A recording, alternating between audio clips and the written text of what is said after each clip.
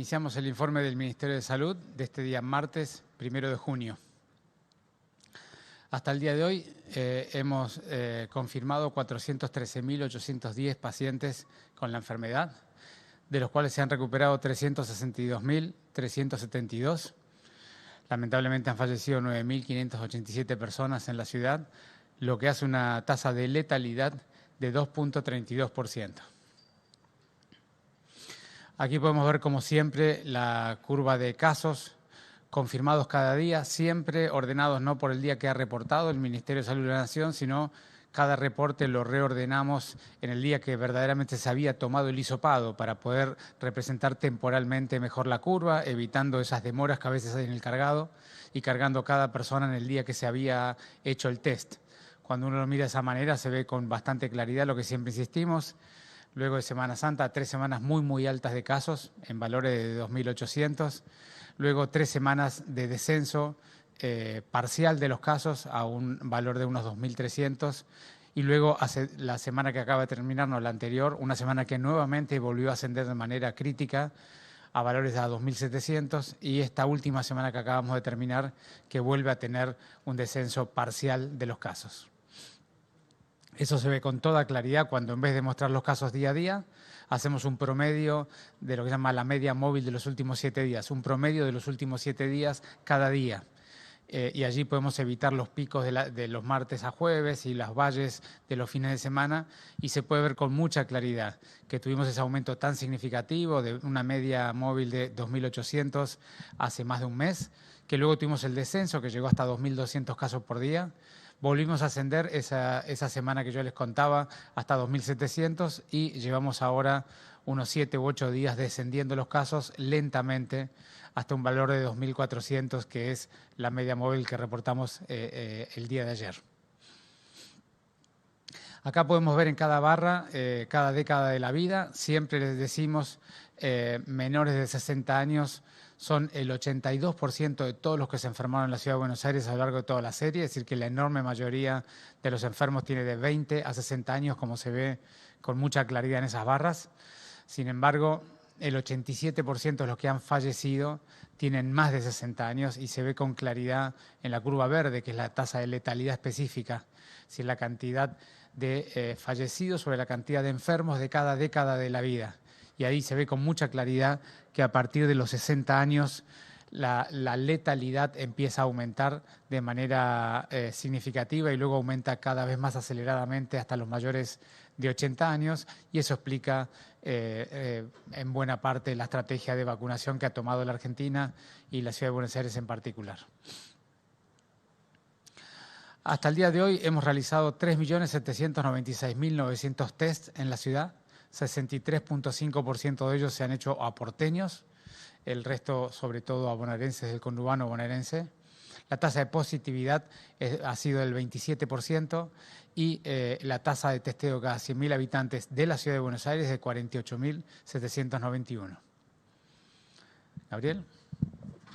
Gracias, Fernán. Buenos días. Bueno, acá podemos ver las distintas estrategias de testeo de estos 3.796.900 testeos.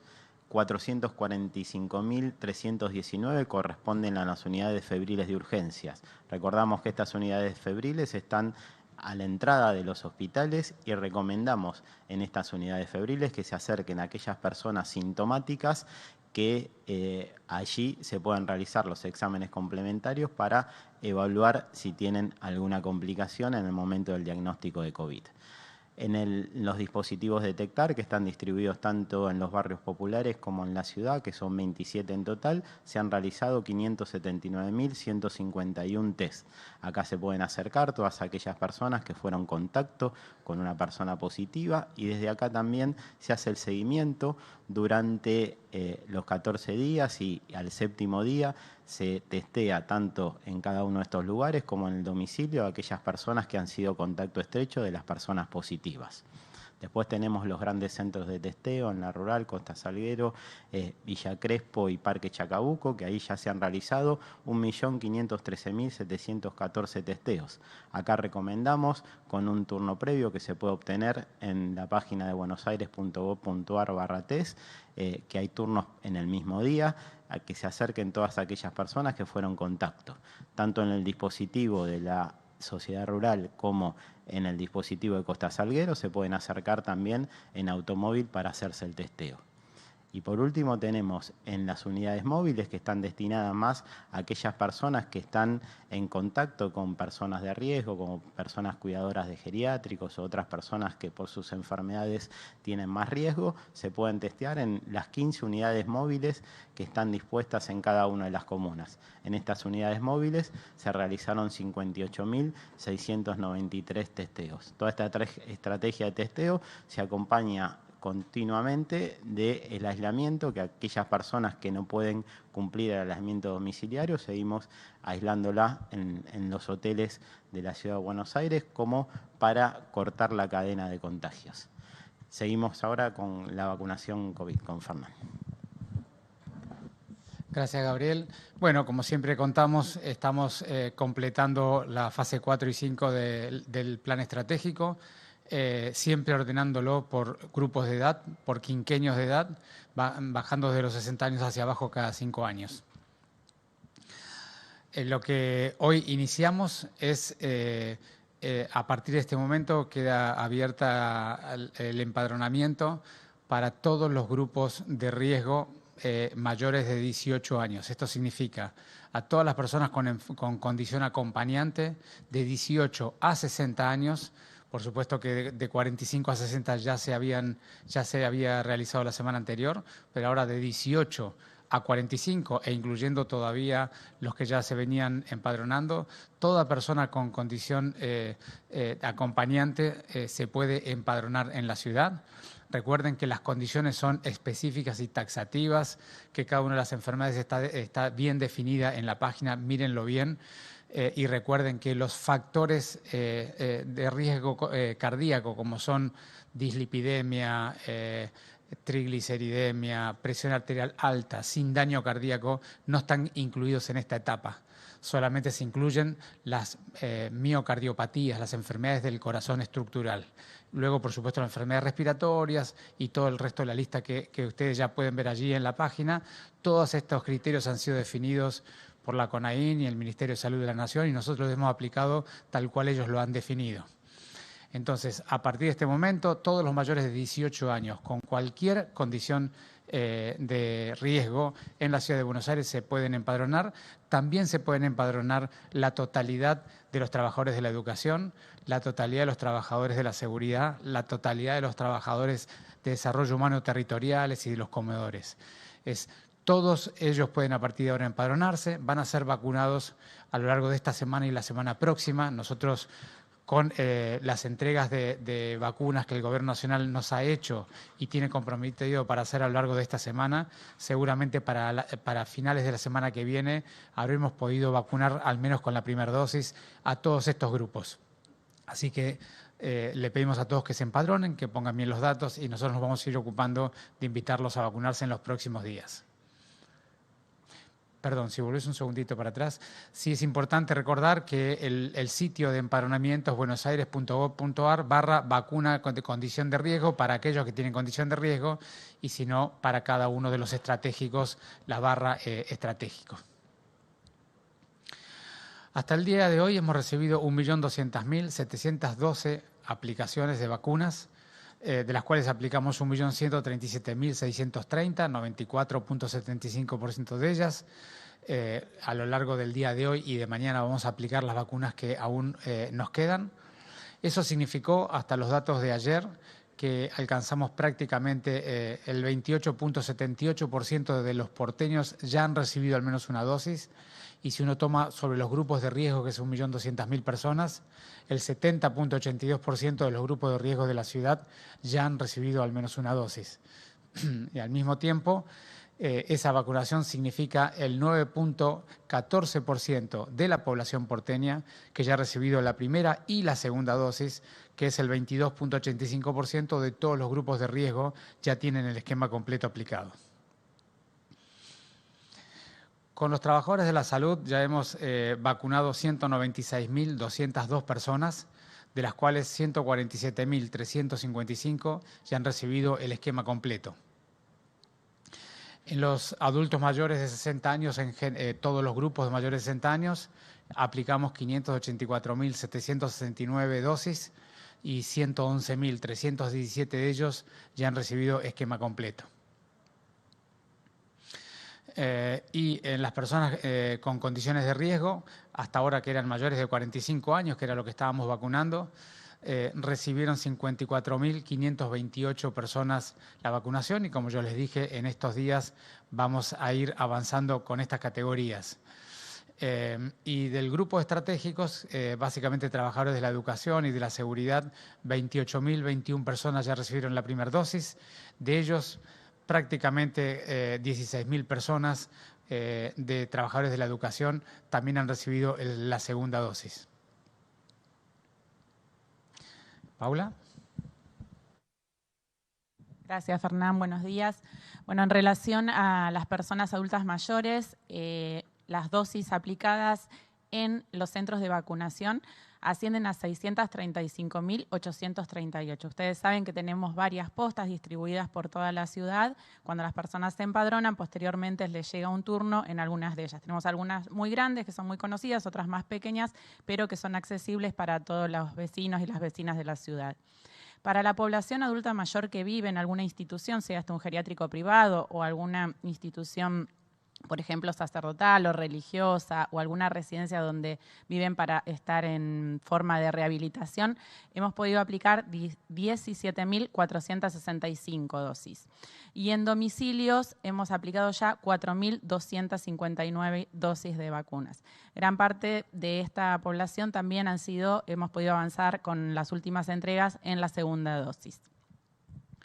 Acá siempre les recordamos que aquellas personas que puedan llegar a tener alguna dificultad luego de haberse empadronado o que no hayan podido concurrir al turno asignado o que ven que pasa un tiempo y no ha sido todavía asignado su turno, pueden llamar, hacer la consulta en el 147 o directamente pueden escribirnos un correo a consultaVacunaCovid@buenosaires.gov.ar buenosaires.gov.ar/vacunacovid, ahí lo van a encontrar. Nos dejan un correo y específicamente cada una de las personas van a tener una respuesta porque un problema puede ser diferente al otro, así que es atendido especialmente y se prioriza su turno dado que ya esta persona está empadronada. Y en relación a la campaña de vacunación antigripal, hemos vacunado hasta el día de hoy a 189.348 personas. Tenemos turnos asignados para los próximos días que ascienden a 7.827 y en total se han empadronado hasta el día de hoy 194.839 personas. Les recordamos que estamos vacunando para la gripe, en 55 centros de salud y hospitales y en un centro móvil donde las personas se pueden acercar en su automóvil y no tienen que descender de él. Pero cualquiera de los 56, siempre es con turno. Esto es a los fines de poder cuidar a la población y que no sucedan grandes aglomeraciones para que podamos mantenernos todas las medidas que hay de prevención. Para inscribirse lo pueden hacer en la página web buenosaires.gov.ar/gripe. Y les recordamos que las poblaciones de riesgo son todos los niños y niñas menores de 2 años, las personas mayores de 65 años, las mujeres que están cursando un embarazo o que están cursando un puerperio y aquellas personas que entre 2 años y 65 años su médico de cabecera considera que tiene alguna enfermedad concomitante que aumenta el riesgo de tener gripe, por lo cual le va a indicar una vacunación y para esto es necesario que tenga su constancia o certificado extendida por él mismo. Nada más, muchas gracias. Ministro, funcionarios, buen día para los tres. Jean Olivares en vivo a través de Multivisión Federal. La pregunta es para usted, ministro. Si me permite, dos consultas en una. Primero, consultarle, debido a este anuncio que acaba de brindar, porque quiero preguntarle por el tema de las clases. ¿Qué información nos puede brindar en cuanto a la vacunación de docentes y no docentes? Si ingresan en este anuncio que acaba de dar personal docente y no docente a partir de los 18 años con comorbilidades. Y además también añadir a esto si ya hay alguna definición o tiene alguna impresión de qué puede suceder con ese posible adelantamiento de vacaciones de invierno en la ciudad. Gracias. Bueno, gracias, Yanni. En cuanto a los docentes y no docentes, trabajadores de la educación en general, están todos incluidos en el anuncio que acabo de hacer. Todos los trabajadores de la educación del nivel primario y secundario se les va a ofrecer que se hayan empadronado, que declaren su voluntad de vacunarse. Se les va a ofrecer el turno a lo largo de esta semana y la semana próxima. Así que todos van a poder ser vacunados en los próximos 10 días. ¿Y la segunda pregunta que me dijiste? Respecto a las vacaciones de invierno. Bueno, eso es un tema que lo decide el Ministerio de Educación de la ciudad, de manera que yo no tengo mucho para aportar. Sí he dicho que en términos sanitarios el mes de julio es el mes más frío del año y hay que ver allí porque dado que necesitamos ventilación natural y ventanas abiertas, la refrigeración digamos, mantener la temperatura apropiada en las aulas no es fácil, así que el Ministerio de Educación está analizando el tema y viendo cuál es la mejor estrategia para contener y cuidar a los niños en ese escenario. Funcionarios, ministro, buen día. Fernando Fraquelli, del Noticiero de la Televisión Pública. Ministro, consultarlo porque en las últimas horas se conoció que la rinitis y la congestión nasal son consideradas síntomas de coronavirus. ¿Esto cómo puede repercutir en el sistema sanitario aquí en la ciudad y qué mensaje nos puede dar? Porque hay situaciones muy comunes en estos momentos de altos fríos, ¿no? de bajas temperaturas. Gracias, Fernando. Bueno, aquí es muy importante lo siguiente y comprender lo siguiente. El Ministerio de Salud de la Nación ha ido definiendo a lo largo de toda la pandemia y adaptando, de acuerdo a los nuevos conocimientos, lo que se llama los criterios de definición de un caso sospechoso. De manera que la propuesta desde el primer día ha sido que toda persona que junte criterios de ser un caso sospechoso debe ser testeado para poder ser confirmado si tiene la enfermedad o no. Entonces, la definición de caso sospechoso siempre ha sido muy importante para clasificar y definir a quiénes testear y quiénes no. Sin embargo, nosotros ya desde el mes de mayo del año anterior, del 2020, y trabajando en los barrios populares, sobre todo en el barrio 31, que fue el primer brote que tuvimos, notamos rápidamente que testear solo a los casos sospechosos no era suficiente para contener esta pandemia, porque había una enorme cantidad de personas con sutiles síntomas y otra enorme cantidad de personas sin ningún síntoma que estaban cursando la enfermedad y que nos daban las PCR positivas cuando los testeábamos. De modo que desde el punto de vista de la ciudad, la ampliación de los criterios de casos sospechosos no modifica nada nuestra estrategia, porque nosotros seguimos testeando mucho más allá de la definición de casos sospechosos. Testeamos a todos los contactos estrechos a partir del séptimo día del contacto, testeamos a todas las personas con mínimos síntomas que sospechan que pueden estar enfermas, testeamos a todas las personas que declaran su voluntad de testearse porque han estado con alguien que ha tenido la enfermedad, por más que no tengan criterio específico de contacto estrecho. Rastreamos activamente en los barrios de la ciudad y buscamos activamente a los contactos y les ofrecemos el testeo. Les ofrecemos el testeo a todas las personas que vuelven de algún viaje, de varios días, de más de 4 días de viaje. Es decir, nuestra estrategia de testeo es mucho más abarcativa, mucho más profunda, mucho más amplia que el caso sospechoso, porque creemos que no alcanza con él. Así que a los fines prácticos esa definición no cambia en nada la estrategia sanitaria de la Ciudad de Buenos Aires. Buen día, ministro y equipo. Iván Miori para Radio Splendid. Consultarle, ministro, si considera que los controles en ciudad a lo largo de estos 9 días de confinamiento fueron efectivos como para más adelante ver si realmente tenemos un resultado favorable, ¿no? Positivo. Bueno, Iván, mira, lo primero que puedo decirte es que las evaluaciones numéricas de las restricciones de estos últimos 9 días han arrojado un descenso de la circulación significativo. Ha descendido alrededor del 35% de la circulación pública. Eso es un número muy significativo para una circulación que ya previamente no era la normal de la ciudad. De manera que los objetivos y lo que se buscaba con este periodo se ha logrado de manera importante. Ha sido un enorme esfuerzo de todos los ciudadanos y, por supuesto, nuevos dolores y dificultades para la gente también. Ahora, como siempre me gusta decir aquí a mí, es el transitar de un momento y de una situación tan difícil, tan dolorosa, que daña tanto todas las dimensiones del ser humano, las sanitarias, las económicas, las psicológicas, las vinculares, las educativas. Decididamente no se va a lograr con un Estado imponiendo criterios y controlando la totalidad de la acción ciudadana. Esto se logra proponiendo caminos de tránsito común, siempre tratando de evitar al máximo las medidas que dañan severamente a la ciudadanía, pero de ratos hay que tomarlas de todos modos. Entonces, proponiendo medidas, acordando con la ciudadanía y sobre todo con la construcción de un ciudadano que tiene la convicción, junta la voluntad y actúa efectivamente en el cuidado individual y colectivo. De modo que nosotros, por supuesto que hacemos controles, por supuesto que acompañamos la supervisión de las medidas, por supuesto que siempre hay un pequeño grupo de personas que las incumple, pero sobre todo hay que entender que la situación es muy difícil, muy dolorosa, muy compleja y cada uno de nosotros sabe qué es lo que puede aportar, puede buscar en sí mismo y en sus afectos qué esfuerzo hacer, pero decididamente, si no es con la construcción de un ciudadano activo, es muy difícil transitar esta pandemia sin generar daño agregado aún desde el lado del Estado. ¿Qué tal? Buenos días, ministro Quirós, Batistela, Cingoni. La restricción de la semana pasada, bueno, usted acaba de decir que ha sido positiva en ese sentido, ha bajado los casos, de alguna manera tenemos, como usted acostumbra a decir, una meseta muy alta. ¿Piensa que será conveniente a volver a aplicar un periodo de restricciones importante en función de poder bajar más aún, porque es la expectativa que usted ha manifestado? Y por otro lado hay un tema importante que los docentes, que también tiene que ver con los docentes universitarios, que viven en la ciudad, trabajan en la ciudad y usted no, a lo largo de esta mañana no han sido mencionados. La Ciudad de Buenos Aires se va a encargar también de vacunar a este grupo de trabajadores de la educación. Gracias. No, gracias a vos, Fabián. En cuanto a los casos, nosotros por supuesto no solo tenemos la expectativa, sino que vamos a hacer todas las gestiones y las acciones de gobierno para acompañar el descenso de los casos a valores bien inferiores de lo que estamos ahora. Vos recordás, Fabián, que hay 4 instrumentos muy poderosos para gestionar la pandemia, no hay solo uno.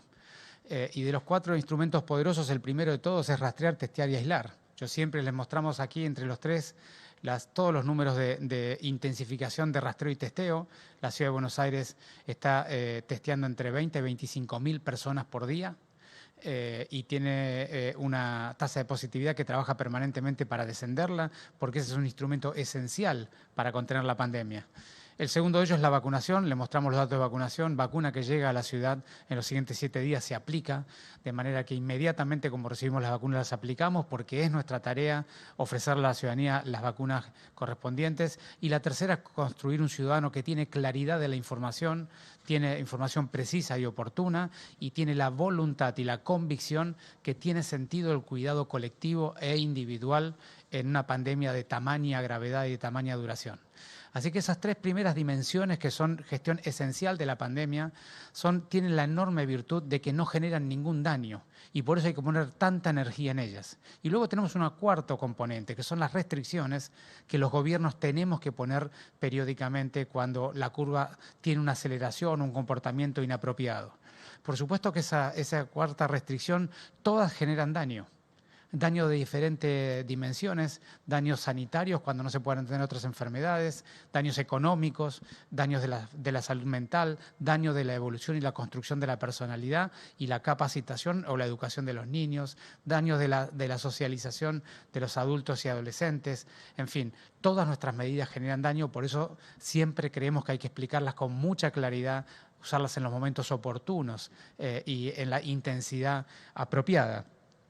Entonces, con estas 4 intervenciones vamos a seguir trabajando, pero ninguna de ellas las vamos a dejar de lado. Vamos a seguir trabajando con los 4 componentes intensamente, cada uno en la intensidad y en el momento oportuno que consideremos apropiado, pero sobre todo se lo vamos a explicar a la gente para que pueda comprender, acompañar y sobre todo encontrar y buscar la voluntad individual de acompañar las medidas, porque de nada sirve que nosotros demos medidas, que intentemos poner un estado policíaco y que entre en cada casa de cada porteño.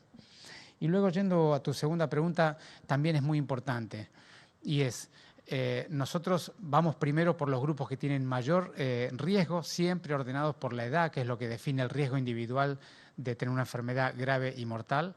Y vamos sobre todo por la educación primaria y secundaria, porque es la educación que tiene mayor tasa de presencialidad. De hecho, ese es el debate que hemos tenido todo este tiempo.